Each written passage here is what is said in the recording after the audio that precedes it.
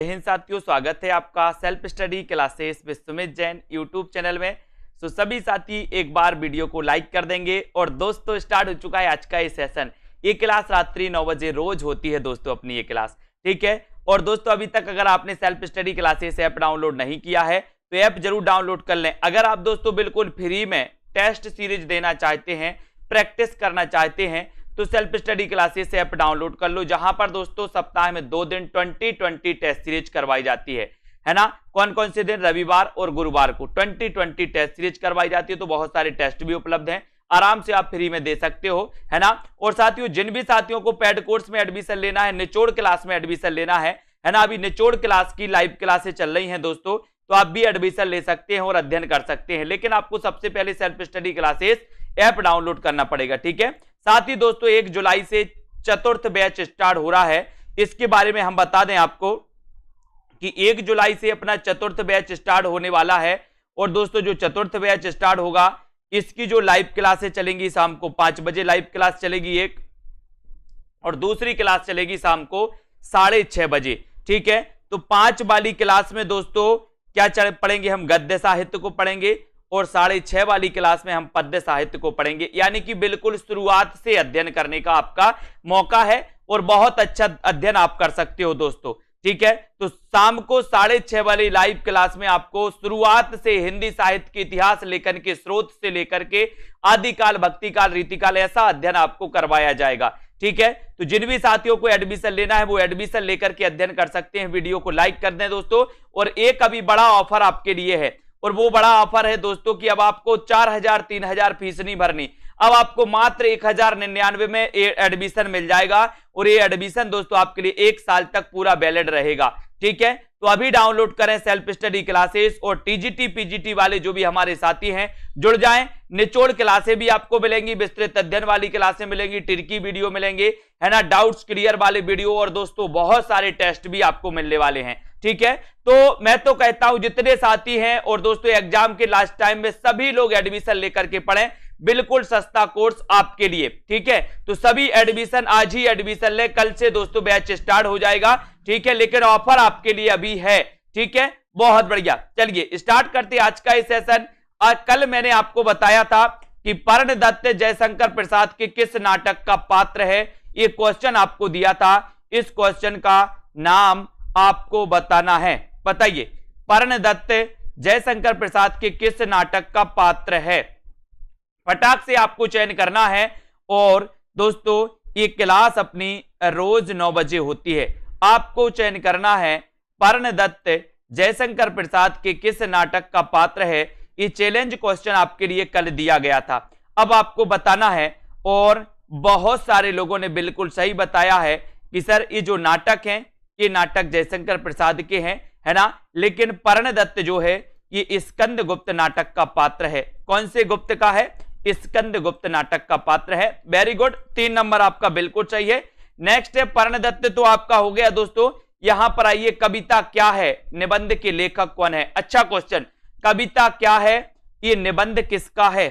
कविता क्या है, निबंध के लेखक कौन है? रामचंद्र शुक्ल, हजारी प्रसाद द्विवेदी, या फिर दोस्तों अध्यापक पूर्णसेन, या फिर कुबेर नाथ राय?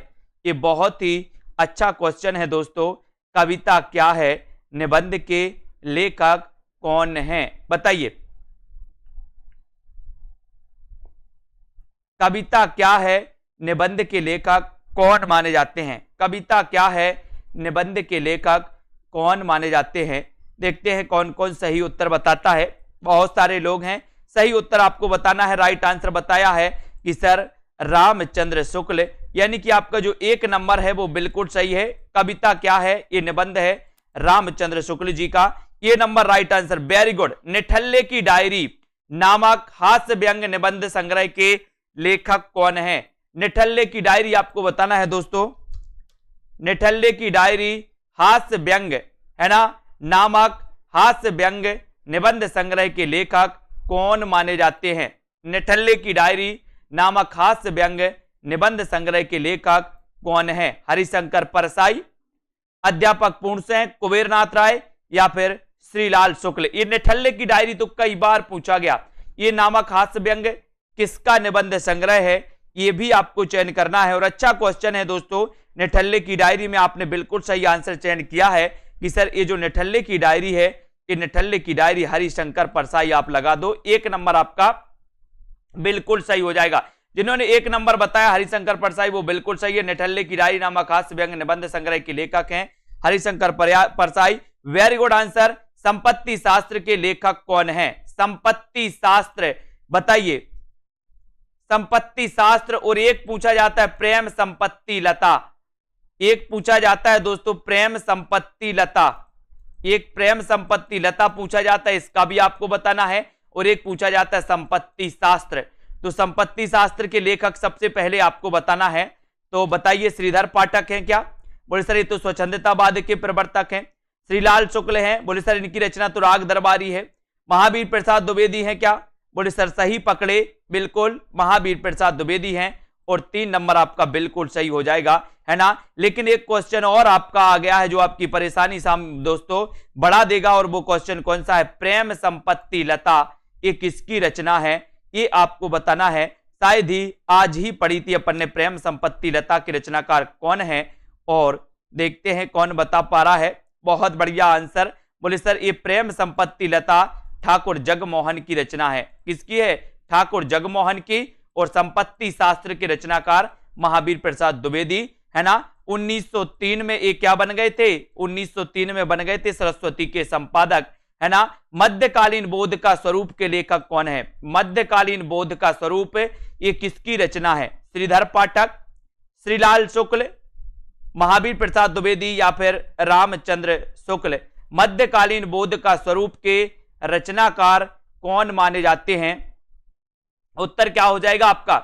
मध्यकालीन बोध का स्वरूप ये किसकी रचना है? ये रचना आपको बतानी है। जिन भी साथियों ने अभी तक self study classes app download नहीं किया दोस्तों, वो प्ले स्टोर में जाएं, self study classes app download कर लें। 2020 टेस्ट सीरीज फ्री होती है आप लोगों के लिए, आप कर सकते हैं, ठीक है। तो यहां पर आपने 17 का आंसर बताया है कि सर मध्यकालीन बोध की जो रचना है ये रचना किसकी है? महावीर प्रसाद द्विवेदी की, यानी कि 3 नंबर आपका सही हो जाएगा। द्विवेदी जी, है ना। आपको पता है दोस्तों कि द्विवेदी योग आपको पता है ना। द्विवेदी योग का नाम द्विवेदी योग के महावीर प्रसाद द्विवेदी के नाम पर पड़ा। और आपको एक क्वेश्चन दिया जाता है कि द्विवेदी योग को जागरण सुधार काल किसने नाम दिया है? ये भी आपको बताना है, अपन ने पढ़ा था, बता देना जल्दी। निषाद बांसुरी के रचनाकार कौन है? निषाद बांसुरी ये किस रचना विधा बताना है दोस्तों। रचना विधा कौन सी रचना विधा है? निषाद बांसुरी की रचना विधा क्या है? रचना विधा बताना है। कहानी है, रेखा चित्र है, संस्मरण है या फिर ललित निबंध है? बताइए। निषाद बांसुरी की रचना विधा क्या है? बताइए। बहुत बढ़िया।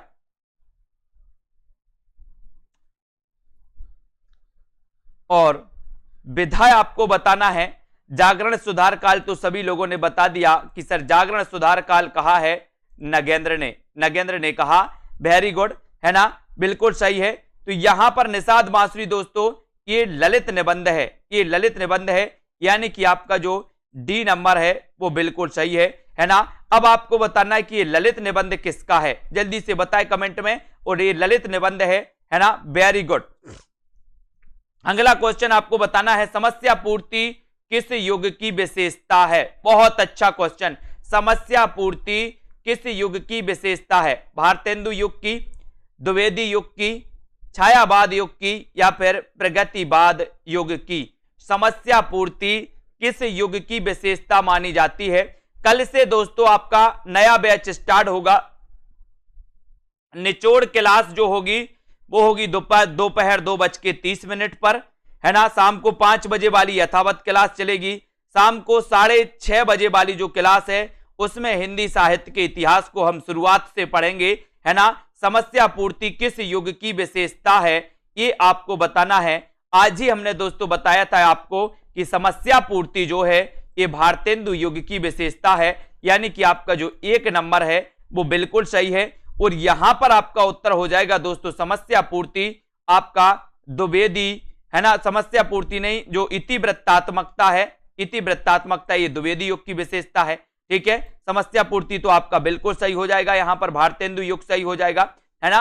अगले क्वेश्चन है, भारतेंदु युग का कौन सा कवि पुष्टि मार्ग में दीक्षित था? बहुत बढ़िया क्वेश्चन। भारतेंदु युग का कौन सा कवि पुष्टि मार्ग में दीक्षित था? भारतेंदु युग का कौन सा कवि बताना है, जल्दी बताएं। सभी लोग बताएंगे, यहां पर बताना है भारतेंदु युग का कौन सा कवि पुष्टि मार्ग में दीक्षित था। जल्दी से बताएं, सभी लोगों को बताना है। उत्तर क्या हो जाएगा? प्रश्न क्रमांक 120 का उत्तर आपको चयन करना है। उत्तर क्या हो जाएगा?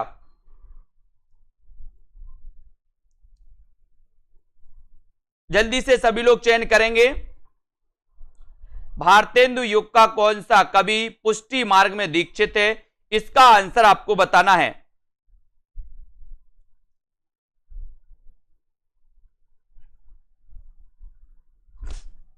और सभी को पता है कि सर ये जो रचना है, ये रचना है भारतेंदु हरिश्चंद्र की, ठीक है, भारतेंदु हरिश्चंद्र की रचना है, ये बिल्कुल सही है, बहुत बढ़िया आंसर, ठीक है।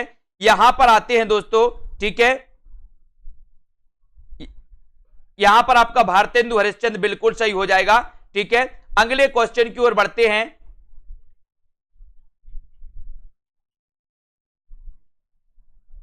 है ना, बिल्कुल ये सही है, मध्यकालीन स्वरूप का, इसको थोड़ा सा सुधार लेना दोस्तों। यहां पर महावीर प्रसाद द्विवेदी नहीं, यहां पर हजारी प्रसाद द्विवेदी होना था, ठीक है, ये हजारी प्रसाद द्विवेदी, इसको सुधार लो, बिल्कुल सही है, बहुत बढ़िया, है ना, ये हजारी प्रसाद द्विवेदी होना था इसका, ये बिल्कुल सही है, ठीक है। मध्यकालीन बौद्ध का स्वरूप, मध्यकालीन बौद्ध का स्वरूप ये हजारी प्रसाद द्विवेदी होना था, ठीक है, बहुत बढ़िया। ऑप्शन में से यहां पर नेक्स्ट क्वेश्चन की बात करते हैं, अगला क्वेश्चन यहां पर आ जाते हैं, ठीक है, वेरी गुड। दोहा कोश किसकी रचना है, ये आपको बताना है, बताइए दोहा कोश किसकी रचना है, फटाफट से बताएंगे। अगला क्वेश्चन आपके लिए, दोहा कोश किसकी रचना है?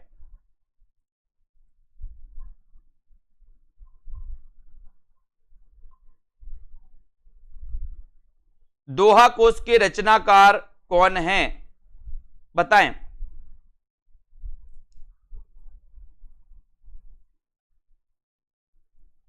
दोहा कोश किसकी रचना है, इसका भी आपको चयन करना है। और यहां पर सभी लोगों को पता है कि सर ये दोहा कोश जो रचना है ये सरहपाद की रचना है, किसकी है? सरहपाद की, ठीक है, इसको भी अपन को याद रख लेना है, ठीक है, वेरी गुड। अगला क्वेश्चन देख लेते हैं। अगला क्वेश्चन है, गोरखबानी का संपादन किसने किया? गोरखबानी का संपादन आपको बताना है, सभी लोग बताएंगे।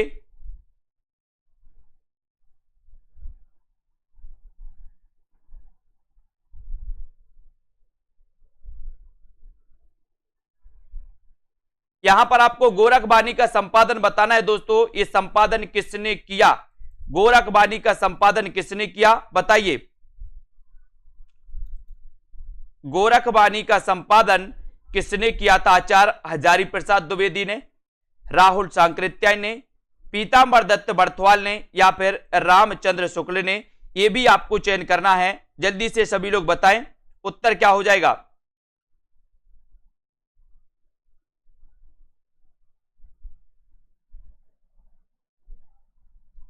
और बहुत अच्छा क्वेश्चन आया है, गोरखबानी का संपादन जो किया है दोस्तों, वो किया है किसने? डॉक्टर पीतांबर दत्त बर्थवाल ने, यानी कि 3 नंबर आपका बिल्कुल सही हो जाएगा, ठीक है, बहुत बढ़िया आंसर। अगले क्वेश्चन की ओर हम बढ़ेंगे। अगला क्वेश्चन है, पद्मावत में उल्लेखित राजा रतन सेन कहां के राजा थे? पद्मावत में उल्लेखित राजा रतन सेन कहां के राजा थे, ये आपको बताना है, बताइए, फटाक से बताना है आपको, उत्तर क्या हो जाएगा?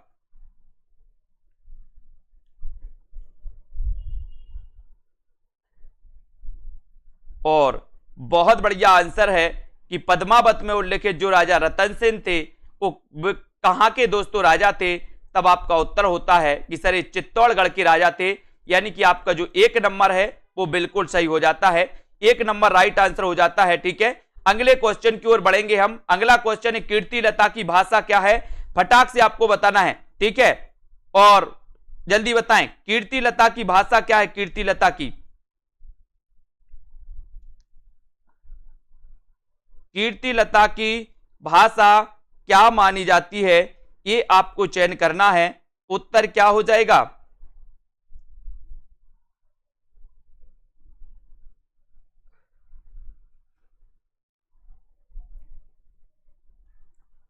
और बहुत अच्छा क्वेश्चन है कि सर कीर्तिलता की जो भाषा है वो भाषा है अबहट्ट। बिल्कुल सही है, अबहट्ट आपका बिल्कुल सही है ना। अबहट्ट इनकी कीर्तिलता और कीर्ति पताका दोस्तों, अबहट्ट राइट आंसर हो जाएगा। नेक्स्ट क्वेश्चन देखते हैं, यहां पर अष्टचाप के प्रमुख कवि नंददास किसके शिष्य थे, यानी कि नंददास के गुरु का नाम क्या था? नंददास के गुरु का नाम क्या था? नंददास के गुरु का नाम क्या था, ये आपको बताना। 125 अष्टचाप की स्थापना सभी लोगों को पता है कब हुई थी? 1565 में हुई थी, है ना। लेकिन दोस्तों आपको ये चीज भी पता है कि जो अष्टचाप की स्थापना 1565 में हुई थी, है ना, इसमें नंददास भी शामिल थे। अब नंददास शामिल थे तो नंददास के गुरु का नाम क्या था, ये भी आपको बताना है। नंददास के गुरु का नाम क्या है, जल्दी से कमेंट में लिखें और उत्तर चला जाएगा। अष्टचाप के प्रमुख कवि नंददास के गुरु का नाम था दोस्तों क्या? विट्ठलनाथ। क्या था इनके गुरु का नाम? इनके गुरु का नाम था विट्ठलनाथ। 2 नंबर आपका बिल्कुल सही हो जाएगा, बी नंबर आपका बिल्कुल सही हो जाएगा। ठीक है, बहुत बढ़िया। नेक्स्ट है, हिंदी साहित्य में रीतिकाल को श्रृंगार काल किसने कहा? अच्छा क्वेश्चन है, बहुत बढ़िया क्वेश्चन है। हिंदी साहित्य में रीतिकाल को श्रृंगार काल किसने कहा, बताएं जल्दी से।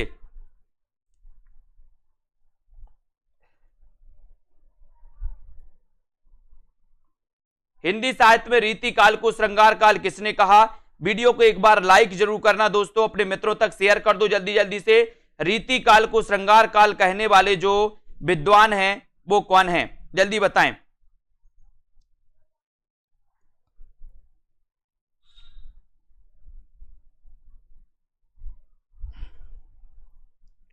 और बहुत बढ़िया आंसर है कि सर श्रृंगार काल जो कहा था वो कहा था विश्वनाथ प्रसाद ने, विश्वनाथ प्रसाद मिश्र ने कहा था। यानी कि आपका 3 नंबर जो है वो बिल्कुल सही हो जाएगा, 3 नंबर बिल्कुल सही है। ठीक है, अगला क्वेश्चन चलते हैं। अब अलंकृत काल भी आपको पता है दोस्तों, अलंकृत काल किसने कहा था? मिश्र बंधुओं ने, है ना। भूषण बिनुना ब्राजिए कविता बनिता मित्त, ये कथन किसका है? भूषण बिनुना ब्राजिए कविता बनिता मित्त, ये बताना है ये कथन किसका है, ये कथन किसका है? भूषण बिनुना ब्राजई कविता बनिता मित्त, ये जो कथन है ये कथन किसका है, ये भी आपको बताना है। लिखे जल्दी से, लाइक जरूर कर दे एक बार वीडियो को।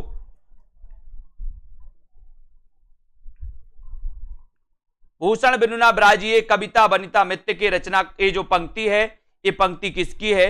और ये पंक्ति मानी जाती है दोस्तों किसकी? केशव दास की। किसकी मानी जाती है? केशव दास की मानी जाती है। यानी कि आपका जो 3 नंबर है वो बिल्कुल सही है, सी नंबर आपका राइट आंसर है। ठीक है, भूषण बिनुना ब्राजिए कविता बनिता मित्त केशव दास की। ठीक है, वेरी गुड। नेक्स्ट प्रश्न है, आचार्य रामचंद्र शुक्ल ने किस कवि से रीतिकाल का आरंभ माना है? आचार्य रामचंद्र शुक्ल ने किस कवि से रीतिकाल का आरंभ माना है, आपको बताना है। तुलसीदास से माना है, चिंतामणि त्रिपाठी से माना है, केशवदास से माना है, या फिर मतीराम से माना है, बताएं। सभी लोग बताएंगे आचार्य रामचंद्र शुक्ल ने किस कवि से रीतिकाल का आरंभ माना है। और आपको पता है नॉर्मल क्वेश्चन अगर आपसे पूछा जाए कि रीतिकाल के दोस्तों प्रवर्तक कौन है, तब आप क्या लगाते हो? रीतिकाल के प्रवर्तक केशवदास लगाते हो। लेकिन अगर आपसे नॉर्मल क्वेश्चन पूछा गया है कि दोस्तों रामचंद्र शुक्ल ने रीतिकाल का प्रवर्तक किससे माना है या रीतिकाल का आरंभ किससे माना है, तब आप उत्तर लगा देना चिंतामणि। चिंतामणि यानी कि आपका जो 2 नंबर है वो बिल्कुल सही है। और अगर नॉर्मल क्वेश्चन आपसे पूछा जाए कि रीतिकाल के प्रवर्तक कौन है, तब आपका उत्तर होता है केशवदास। ठीक है, वेरी गुड। नेक्स्ट है, रीति मुक्त कवि कौन है दोस्तों? रीति मुक्त कवि आपको बताना है देव, बिहारी, पद्माकर या फिर घनानंद। रीति मुक्त कवि कौन है? देव है, बिहारी है, पद्माकर है या फिर घनानंद है? चयन करना है आपको। रीति मुक्त कवि कौन माने जाते हैं, कमेंट में लिखेंगे सभी लोग। रीति मुक्त कवि कौन माने जाते हैं? देव हैं क्या, बिहारी, पद्माकर या फिर घनानंद? तब आपका सीधा उत्तर कहां जाता है, रीति मुक्त में। तो आपको सीधा सीधा पता है कि सर रीति मुक्त है ना, रीति मुक्त बिहारी तो नहीं है ना, बिहारी तो रीति सिद्ध हैं, लेकिन आपका जो घनानंद है ना, ये क्या है, ये रीति मुक्त हैं। यानी कि आपका सीधा उत्तर डी की तरफ चला जाता है, रीति मुक्त। आपसे पूछा गया था कवि कुल कल्पतरु किसकी रचना है, कवि कुल कल्पतरु के रचनाकार कौन माने जाते हैं, कुलपति, चिंतामणि त्रिपाठी, पद्माकर या फिर घनानंद? कवि कुल कल्पतरु अपन ने कई बार पढ़ा है कि कवि को कुल की चिंता है ना, और एक रचना और पूछी जाती है, कौन सी, काव्य कल्पद्रुम है ना, तो काव्य कल्पद्रुम भी पूछी जाती है। तो काव्य कल्पद्रुम रचना किसकी है और कवि कुल कल्पतरु रचना किसकी है? दोनों रचनाएं हैं, अलग अलग हैं, अलग अलग कवियों की हैं, लेकिन कवि कुल कल्पतरु की रचनाकार तो बोले कवि को कुल की चिंता है ना, कवित्र रत्नाकर और काव्य कल्पद्रुम। ये आपका 2 नंबर सही है, लेकिन आपको काव्य कल्पद्रुम के रचनाकार बताना है कमेंट में कौन है। और यहां पर तो आपका सीधा उत्तर 2 नंबर है। आचार्य रामचंद्र शुक्ल ने चिंतामणि त्रिपाठी को रीतिकाल का प्रवर्तक माना है, जो कि बिल्कुल दोस्तों आपका उत्तर 2 नंबर बिल्कुल सही है। ठीक है, द्विजदेव किस परंपरा के कवि? ये मोस्ट इंपोर्टेंट क्वेश्चन है दोस्तों, द्विजदेव पूछा ही जाता है, कई बार पूछा गया। तो द्विजदेव किस परंपरा के कवि माने जाते हैं, बताइए? रीतिबद्ध हैं, रीति मुक्त हैं, रीति सिद्ध हैं या फिर भक्ति परंपरा? द्विजदेव किस परंपरा के कवि हैं, द्विजदेव किस परंपरा के कवि हैं, ये आपको चयन करना है और आपका उत्तर चला जाता है ना, क्या चला जाता है? द्विजदेव हैं दोस्तों रीति मुक्त। रीति मुक्त यानी कि आपका जो बी नंबर है, बी नंबर वो बिल्कुल सही है। द्विजदेव रीति मुक्त काव्यधारा के कवि हैं, बी नंबर आपका राइट आंसर चला जाता है। अगले क्वेश्चन की ओर बढ़ेंगे। अगला क्वेश्चन आपको पता है, अगला क्वेश्चन है अनामिका काव्य किनके द्वारा लिखा गया? अनामिका किसका दोस्तों, किसकी रचना है, ऐसा आपसे पूछा गया तो आप क्या उत्तर लगाएंगे? अनामिका के रचनाकार कौन है, अनामिका किसकी रचना है? अज्ञेय की है क्या, निराला, धूमिल या फिर सुमन? बताएं, अनामिका काव्य के रचनाकार कौन है, किसकी रचना है अनामिका? दोस्तों आपने छायावाद पढ़ा है, छायावाद से हर एक एग्जाम में लगभग 5 से 7 क्वेश्चन आपके छायावाद से पूछे जाते हैं, अकेले छायावाद से, है ना। तो अनामिका काव्य किनके द्वारा लिखा गया? तब सभी लोगों को पता है कि सर चाहे अनामिका हो, परिमल हो, है ना, ये जो रचना है ये निराला की है ना, नए पत्ते हो, ये सारी रचना किसकी है? निराला की है। और आपका 2 नंबर है जो बिल्कुल सही हो जाएगा। ठीक है, नेक्स्ट है फूल नहीं रंग बोलते हैं, किसका काव्य संग्रह है? फूल नहीं रंग बोलते हैं, फूल नहीं रंग बोलते हैं काव्य संग्रह के रचनाकार कौन है? केदारनाथ अग्रवाल, नागार्जुन, त्रिलोचन या फिर रघुवीर सहाय? बताएंगे आप लोग। फूल नहीं रंग बोलते के रचनाकार कौन है? जिन भी साथियों ने अभी तक वीडियो को लाइक नहीं किया, एक बार लाइक जरूर कर दें, अपने मित्रों तक शेयर कर दें। और दोस्तों एक बहुत अच्छा है कि आप लोगों के लिए एक बढ़िया ऑफर आया है दोस्तों, 1099 में आप दोस्तों कोर्स में एडमिशन ले सकते हैं। यहां पर हिंदी साहित्य की निचोड़ कक्षाएं आपको मिलेंगी, है ना। यहां पर दोस्तों हिंदी साहित्य का संपूर्ण कोर्स आपको मिलने वाला है। यहां पर दोस्तों आपको व्याकरण भी मिलेगा, यहां पर आपको लाइव क्लासें भी मिलेंगी। ठीक है, यहां पर टॉपिक वाइज टेस्ट भी मिलेंगे, ट्रिकी वीडियो भी मिलेंगे, डाउट्स क्लियर वाले वीडियो भी मिलेंगे, है ना, सारी चीजें मिलने वाली हैं। और साथ ही फूल नहीं रंग बोलते हैं आपसे पूछा गया तो आपने लगा दिया केदारनाथ अग्रवाल। केदारनाथ के फूल नहीं रंग बोलते हैं, बोले सर केदारनाथ के, है ना। सुजान हित कृपा कंद वियोग बेली बल्ली, है ना, किस कवि की रचनाएं हैं? बताएं, ये क्वेश्चन आपके लिए बहुत सरल है। सुजान हित कृपा कंद वियोग बेली, बताएं ये रचनाएं किसकी हैं?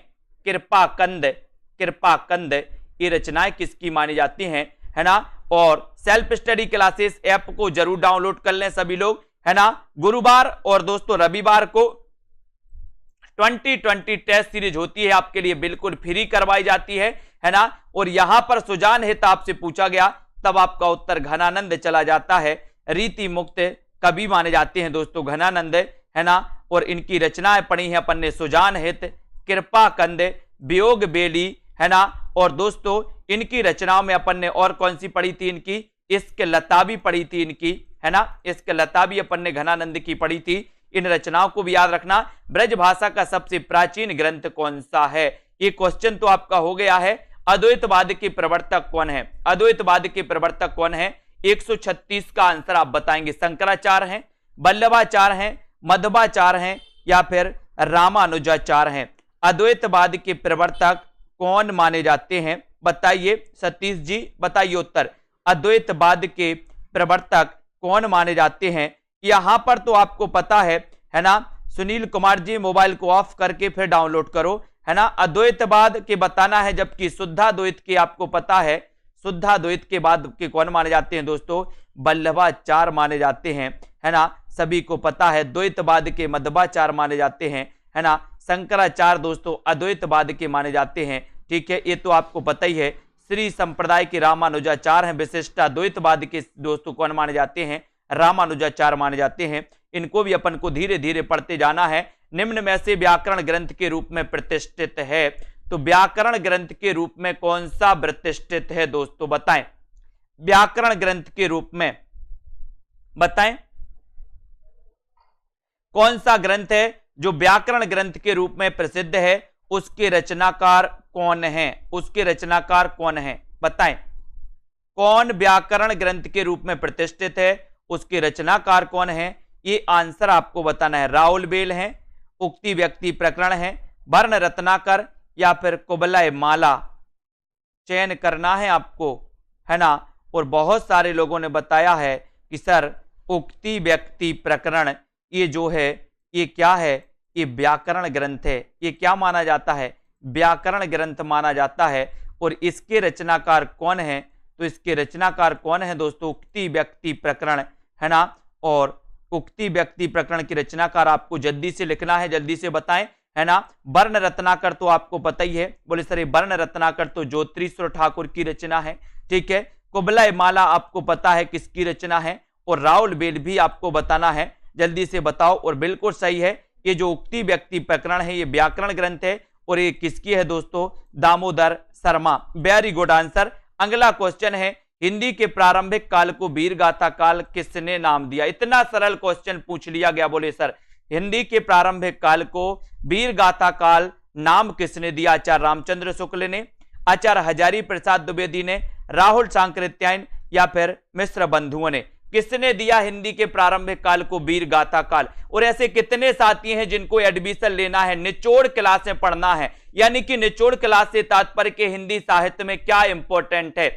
आदि काल में क्या इंपॉर्टेंट है, भक्ति काल में क्या इंपॉर्टेंट है, आधुनिक काल में क्या इंपॉर्टेंट है, ऐसी चीजें अगर आप पढ़ना चाहते हैं तो निचोड़ क्लास की अभी लाइव क्लासें चल रही हैं दोस्तों। कल से 2:30 बजे से चलेगी, यानी कि 2:30 से क्लास चलेगी निचोड़ वाली। तो जिनको भी एडमिशन लेना है 1099 में आपके लिए सब कुछ, है ना, मिलने वाला है। और हिंदी के प्रारंभिक काल को वीर गाथा काल नाम दिया, बोले सर रामचंद्र शुक्ल लगा दो। Very good answer. रंग दे बसंती चोला नाटक के रचनाकार कौन है। अच्छा क्वेश्चन है, रंग दे बसंती चोला ये नाटक किसका है, ये आपको बताना है। देखते हैं कौन कौन बता पाता है। सुरेंद्र वर्मा है, मोहन राकेश है, राहुल सांकृत्यायन या फिर भीष्म साहिनी। रंग दे बसंती चोला नाटक के रचनाकार कौन माने जाते हैं। रंग दे बसंती चोला ये किसका नाटक है, ये भी आपको बताना है। बताएं किसका नाटक है मेरा रंग दे बसंती चोला। अच्छा क्वेश्चन है दोस्तों। रंग दे बसंती चोला आपसे अगर पूछा गया तब आपको सीधा लगाना है। क्या लगाओगे बताइए, देखते हैं सबसे पहले उत्तर कौन बता रहा है। सतीश जी बहुत बढ़िया, कितना बढ़िया, बहुत बढ़िया, मजा आ गया दोस्तों। एक नाटक है रंग दे बसंती चोला, भीष्म साहिनी। वेरी गुड, बहुत बढ़िया। डी नंबर आपका बिल्कुल सही है। अगला क्वेश्चन, साकेत में कितने सर्ग हैं। नॉर्मल क्वेश्चन आपसे पूछा गया, साकेत में कितने सर्ग हैं, 15, 11, 12 या फिर 7। साकेत में कितने सर्ग हैं बताएं। साकेत में कितने सर्ग हैं ये आपको बताना है। और आपने पढ़ा है मैथिली शरण गुप्त के बारे में कि सर इनका जन्म हुआ था 1886 में, है ना, चिरगांव जिला झांसी में। इनकी भारत भारती रचना 1912 के कारण इनकी प्रसिद्धि के कारण इन्हें राष्ट्र कवि की उपाधि दी गई महात्मा गांधी के द्वारा, है ना। इन्होंने साकेत दोस्तों महाकाव्य लिखा, जय भारत इन्होंने महाकाव्य लिखा, है ना।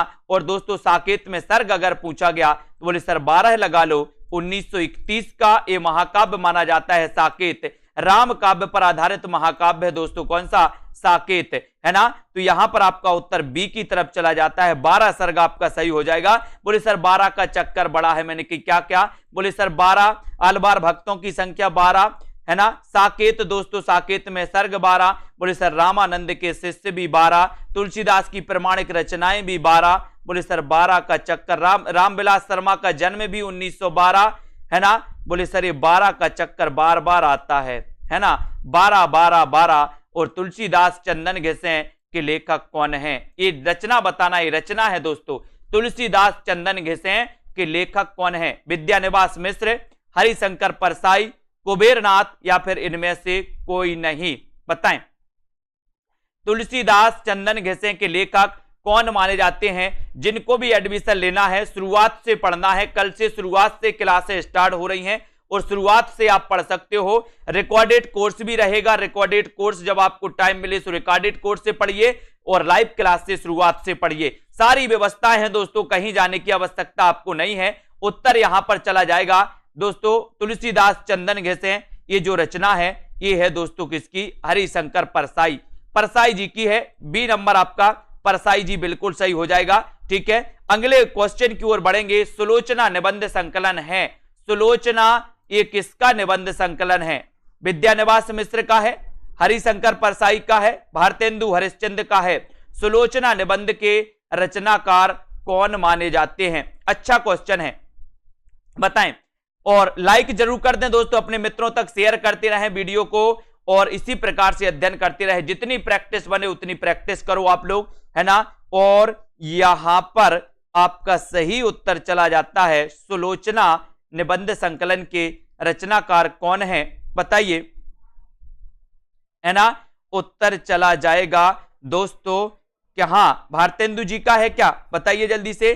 और आपका बिल्कुल सही है भारतेंदु हरिश्चंद्र, यानी कि आपका 3 नंबर जो है वो बिल्कुल सही है। इनका निबंध है संकलन है दोस्तों सुलोचना, और सी नंबर आपका राइट आंसर, वेरी गुड। अगला क्वेश्चन, कारबऊ किस एकांकी संग्रह है, ये कारबऊ है क्या, बताओ ये क्या है, कारबा है कि कारबऊ क्या है, जल्दी बताओ। ये किसकी एकांकी संग्रह है, अस्की, विष्णु प्रभाकर, भारतेंदु हरिश्चंद्र या फिर भुवनेश्वर प्रसाद, बताएं सभी लोग।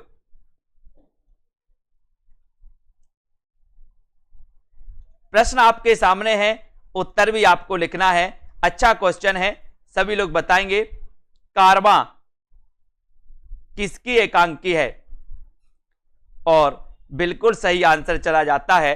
बोले सर ये जो एकांकी है ये भुवनेश्वर प्रसाद की है, किसकी, भुवनेश्वर प्रसाद, यानी कि 4 नंबर आपका बिल्कुल सही हो जाता है, ठीक है, वेरी गुड, बहुत बढ़िया। एक कारवा है दोस्तों, है ना, कारवा, ठीक है, बहुत बढ़िया।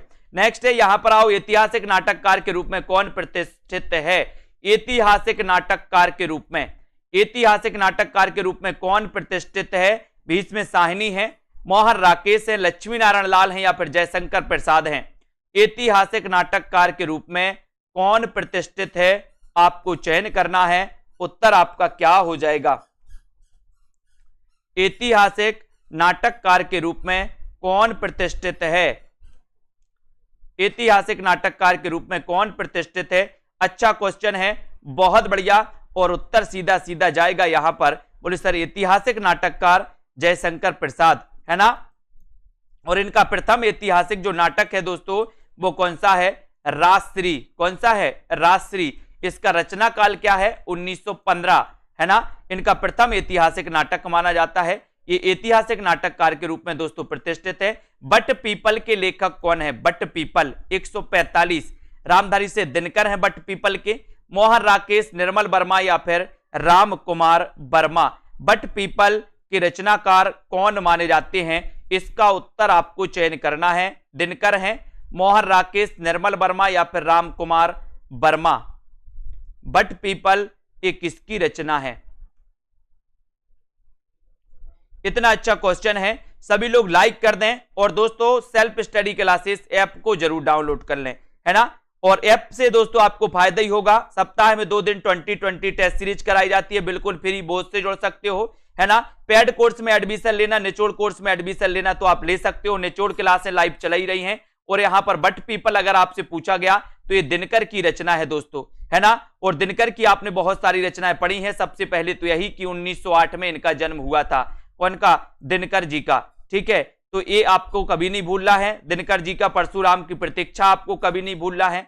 उर्वशी इनकी रचना कभी नहीं भूलना है, दिनकर जी की, ठीक है। अगले क्वेश्चन की ओर जाते हैं। अगला क्वेश्चन है यहां पर दोस्तों, आत्माराम की टेटें, आत्माराम की टेटें निबंध के रचनाकार कौन है। आत्माराम की टेटें निबंध के रचनाकार कौन है, बताइए। आत्माराम की टेटें निबंध में, सॉरी, आत्माराम की टेटें निबंध में आत्माराम के प्रतीक हैं, आत्माराम के प्रतीक हैं तो कौन है। आत्माराम की टेटें निबंध में आत्माराम के प्रतीक कौन है। गोपाल गोविंद नारायण मिश्र हैं, गोपाल राम गहमरी हैं, महावीर प्रसाद द्विवेदी या फिर बाल मुकुंद गुप्त, बताएं। आत्माराम की टेटें निबंध में आत्माराम के प्रतीक कौन है, बताएं।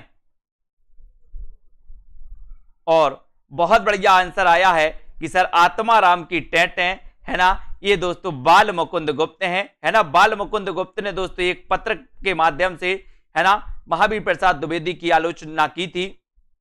फिर दोस्तों एक आत्माराम टेटें नाम से एक निबंध लिखा गया था और इसमें दोस्तों ये प्रतीक है कौन, आत्माराम की टेटें, बाल मुकुंद गुप्त। इन्हें द्विवेदी युग और भारतेंदु युग की बीच की कड़ी का कवि कहा जाता है, इसको भी अपन को याद करना है। नेक्स्ट है मुझे चांद चाहिए, उपन्यास के लेखक कौन है। मुझे चांद चाहिए ये किसका उपन्यास है, विक्रम सेठ का है, सुरेंद्र वर्मा, रांगे राघव या फिर अरुंधति राय, किसका निबंध है। हिमांशु जी, अनिल तिवारी जी, बताइए मुझे चांद चाहिए ये किसका निबंध है, सभी लोगों को बताना है, ठीक है। और मुझे चांद चाहिए ये जो निबंध है दोस्त, उपन्यास है, सॉरी उपन्यास है, ये किसका उपन्यास है। विक्रम सेठ, सुरेंद्र वर्मा, रांगे राघव या फिर अरुंधति राय। इतना अच्छा क्वेश्चन है, मुझे चांद चाहिए, बोले सर मुझे चांद चाहिए तो सुरेंद्र वर्मा। इंद्र से पूछो, बोले इंद्र, सुरेंद्र का, इंद्र का पर्यायवाची है सुरेंद्र, है ना। तो इंद्र का पर्यायवाची सुरेंद्र और चांद चाहिए तो इंद्र से पूछो, फिर इंद्र देंगे सुरेंद्र, सुरेंद्र, ठीक है। बी नंबर आपका सही हो जाएगा, ठीक है। नेक्स्ट है आपका आवारा मसीहा किसकी जीवनी पर आधारित है, किसकी जीवनी पर आधारित है। ये एक चीज है कि आवारा मसीहा विष्णु प्रभाकर की है दोस्तों, विष्णु प्रभाकर की ये जीवनी है, विष्णु प्रभाकर लिखित जीवनी है, लेकिन ये किसके जीवन पर आधारित है वो आपको बताना है। प्रेमचंद के जीवन पर है, बंकिम चंद्र के जीवन पर है, शरत चंद्र या फिर रविंद्रनाथ ठाकुर के जीवन पर आधारित है। आवारा मसीहा किसकी जीवनी पर आधारित है ये आपको बताना है। और बिल्कुल सही उत्तर चला जाता है दोस्तों, क्या चला जाता है, आवारा मसीहा शरत चंद्र के जीवन पर आधारित है। और आपका जो 3 नंबर है, सी नंबर है, वो बिल्कुल सही है ना। सी नंबर आपका राइट आंसर हो जाएगा। विष्णु प्रभाकर कृत माना जाता है दोस्तों, है ना। जुलूस उपन्यास के लेखक कौन है, जुलूस किसका उपन्यास है आपको बताना है। जुलूस उपन्यास के लेखक कौन है, फणीश्वरनाथ रेणु, कमलेश्वर, मोहन राकेश या फिर नागार्जुन। जुलूस किसका उपन्यास है, अच्छा क्वेश्चन है, सभी लोग बताएंगे। और सेल्फ स्टडी क्लासेस ऐप को जरूर डाउनलोड कर लें जिन भी साथियों ने, और जो भी हमारे साथी पैड वाले साथी हैं उनको हम बता दें कल से 2:30 बजे से आपकी निचोड़ कक्षा चलेगी, निचोड़ क्लासेस चलेंगी। आदिकाल में क्या महत्वपूर्ण है, भक्ति काल में ये चलेंगी, ठीक है। और दोस्तों आपकी 5 बजे तो यथावत क्लास चल ही रही है, शाम को 6:30 बजे से अपन शुरुआत से अध्ययन करेंगे, शुरुआत से हिंदी साहित्य के इतिहास लेखन से, ठीक है। तो ये आपका शेड्यूल है, इससे आप दोस्तों फॉलो करते रहें। लिंक आपके ग्रुप में पहुंचती है, ऐप पर पहुंचती है। जुलूस उपन्यास के लेखक कौन है, तो फणीश्वरनाथ रेणु है। 1 नंबर आपका बिल्कुल सही हो जाएगा, 1 नंबर राइट आंसर हो जाएगा। नेक्स्ट है सुरंग में सुबह है उपन्यास के लेखक कौन है। सुरंग में सुबह है उपन्यास के लेखक कौन है, ये आपको चयन करना है ना। बताइए, मिथिलेश्वर, सुरंग में सुबह, कमलेश्वर, मोहन राकेश या फिर संजीव। सुरंग में सुबह उपन्यास के लेखक कौन माने जाते हैं? उत्तर आपको बताना है। अच्छा क्वेश्चन है दोस्तों, बढ़िया क्वेश्चन है और आपने बिल्कुल सही बताया है कि सर मिथिलेश्वर, सुरंग में सुबह के रचनाकार हैं कौन? मिथिलेश्वर हैं, है ना। ये 1 नंबर आपका बिल्कुल सही हो जाएगा, ठीक है। ये 1 आपका बिल्कुल सही, सुरंग में सुबह मिथिलेश्वर, ठीक है। वेरी गुड, बहुत बढ़िया आंसर। सभी लोग वीडियो को लाइक जरूर करेंगे, है ना, और इसी प्रकार से अध्ययन करते रहेंगे दोस्तों। और जिन भी साथियों ने अभी तक वीडियो को लाइक नहीं किया, चैनल को सब्सक्राइब नहीं किया, वो चैनल को सब्सक्राइब भी कर लेंगे और जुड़े रहें। और यहां पर 2020 जो टेस्ट सीरीज होती है, उस टेस्ट सीरीज से भी आप लोग जुड़ सकते हैं, है ना। Self study classes app download आपको करना होगा। जो भी हमारे हिंदी साहित्य के साथी हैं, सभी साथी, है ना। और ये निचोड़ क्लासेस चल रही है, निचोड़ क्लास से आप दोस्तों एडमिशन ले सकते हैं और निचोड़ क्लासें पढ़ सकते हैं, है ना। चतुर्थ बैच यानी कि 1 जुलाई से स्टार्ट होने वाला है चतुर्थ बैच, तो इस चतुर्थ बैच में भी दोस्तों आप जुड़ सकते हो और अपना अध्ययन शुरुआत से कर सकते हो, जहां पर विस्तृत अध्ययन, टेस्ट, ट्रैक, ये सारी चीजें आपको मिलने वाली हैं, ठीक है। अब यहां पर देखते हैं अपन, ये बड़ा ऑफर है, अभी ऑफर है आपके लिए 1099। अब आपको 2-3 हजार फीस नहीं भरनी है, आपको मात्र 1099 रुपए फीस भरनी है और दोस्तों इसमें आप आराम से पढ़ सकते हो, ठीक है। ठीक है, ओमाई दबंग जी, अर्चना जी, निरुपमा दारसू जी, वेरी गुड, रश्मि पाठक जी, रीनू जी, शिवांश जी, अखिलेश जी, आकांक्षा जी, आकाश जी, ठीक है, मीनू, हेमानी, जगदीश जी, विवेक यादव जी, सरोज जी, प्रमिला, ममता जी, उदय जी, ठीक है, नीलम कुमारी, हेमा जी, धन्यवाद सभी साथियों को। कल्पना, मनीषा, विजय लक्ष्मी जी, ठीक है, बबीता, मीनाक्षी, राधिका, मधु जी, मोहित, आकाश जी, राकेश, रश्मि पाठक, बीनू जी, अनिल जी, रीता जी, ठीक है, बबीता जी, उदय जी, ज्ञानेश,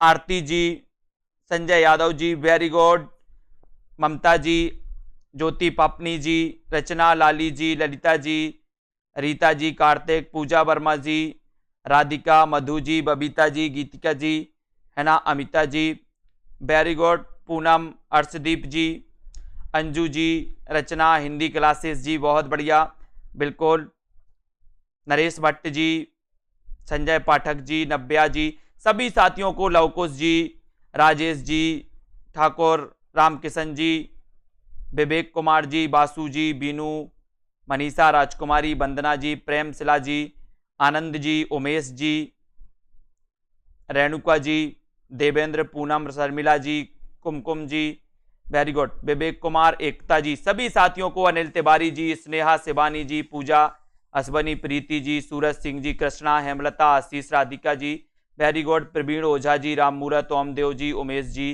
है ना, राजेश जी, अंजलि, देवेंद्र, निर्मला यादव जी, सभी साथियों को धन्यवाद। जुड़े रहें, लाइक करते रहें। जिनको भी एडमिशन लेना, अच्छा मौका है और आप पढ़ सकते हो, लाइक कर सकते हो, शेयर कर सकते हो, ठीक है। सभी साथियों को धन्यवाद। जय हिंद।